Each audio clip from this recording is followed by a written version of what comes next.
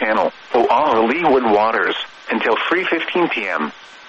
At 2:20 p.m., a strong thunderstorm was located 20 nautical miles southwest of Fat Buoy P, or 41 nautical miles south of Kemble Industrial Park, moving north at 25 knots.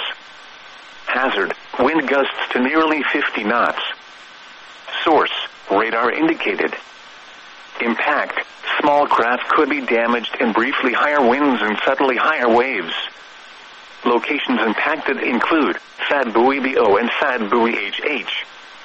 Prepare for gusty winds, steep and fast-building seas, and blinding downpours. Stay low or go below, and make sure all on board are wearing life jackets.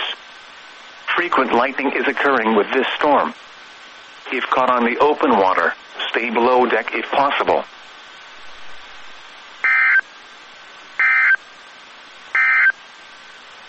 Here are the buoy reports at 2 p.m. Wind speeds are in knots.